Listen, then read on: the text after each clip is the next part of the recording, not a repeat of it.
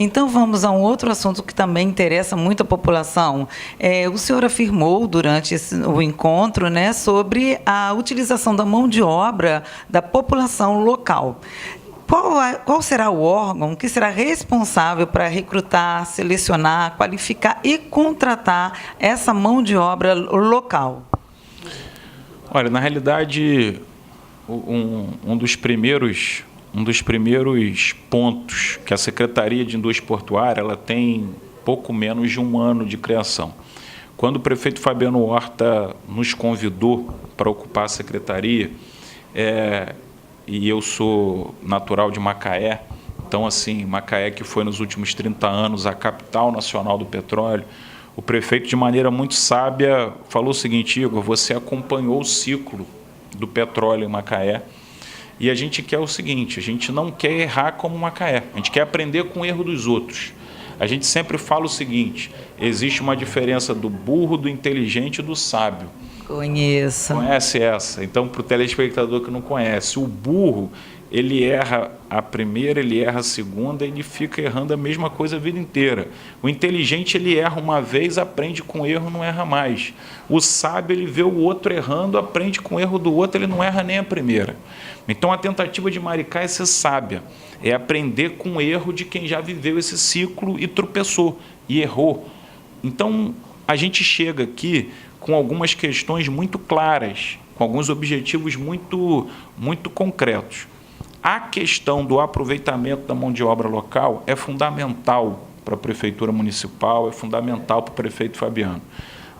Nós assinamos, alguns meses atrás, um protocolo de intenções com a empresa DTA Engenharia, que é a proprietária do projeto do Porto, onde ela se compromete com vários pontos. O primeiro ponto é priorização da mão de obra da cidade. Como que a gente vai operar isso? Dentro da Secretaria de Indústria Portuária, nós vamos criar um cadastramento da mão de obra local. A população ela vai poder fazer isso tanto pela internet, quanto também fisicamente, para aqueles que têm dificuldade de acesso à internet. E elas vão lá preencher os seus dados, deixar as suas informações, seus currículos. E, ao mesmo tempo que a gente cadastra a mão de obra, a gente está em contato com o porto e com todas as empresas que circundam o porto, sendo sabedores de quais áreas, de quais empregos, de quais vagas estão sendo abertas, para que a gente pegue nesse banco de dados e faça a interface com as empresas para que elas sejam contratadas. E aí o seguinte, é óbvio que a gente tem aqui um déficit de qualificação profissional. A gente pode ter aí muita gente cadastrada e aí, se a gente não tratar da qualificação profissional, o porto vai chegar e falar: estou lavando minhas mãos, eu estou indo até o teu banco de dados, até o cadastramento, mas não tenho o profissional que eu preciso, então eu vou ter que contratar outro de fora. Então, nós também chamamos a DTA Engenharia e falamos aqui, a Prefeitura vai criar um fundo de qualificação profissional. E a gente quer que vocês assumam a responsabilidade de racharem essa conta com a gente.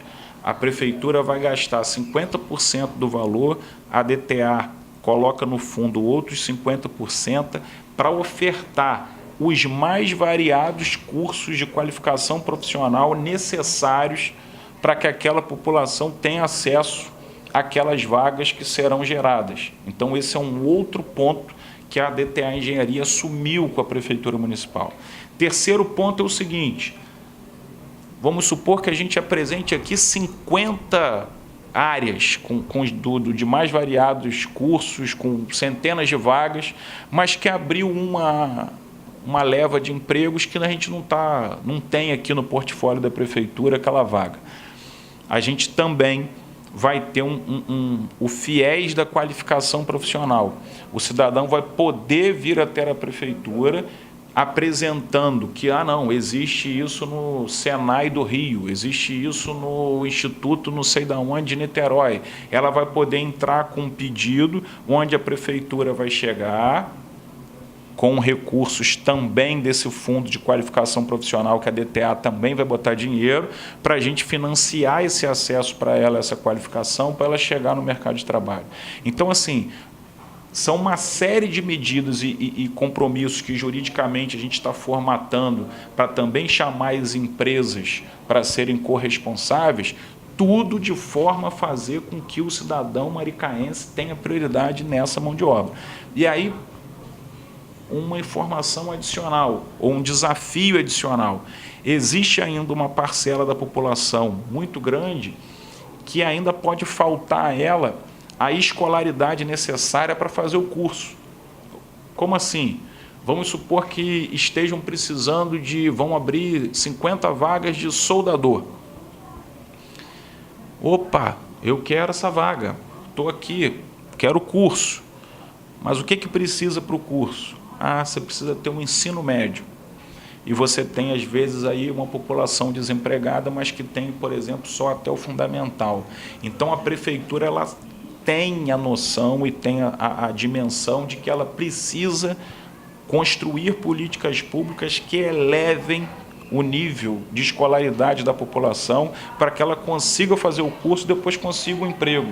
Então, a gente está aqui estudando uma série de medidas para que a gente consiga colocar esse cidadão, esse trabalhador, que eu sei que é difícil, eu sei que ele está aí na luta dele diária, muitas vezes desempregado há muito tempo, tendo que se virar nos 30 em bicos para colocar dinheiro dentro de casa, e você falar para ele que ele tem que voltar para a sala de aula, é complicado, mas a gente está estudando uma série de medidas facilitadoras para que ele se sinta estimulado em voltar a estudar, para ele elevar o seu nível de escolaridade, conseguir fazer o curso e se estabelecer nesse mercado que está muito próximo aí de ser inaugurado aqui em Maricá.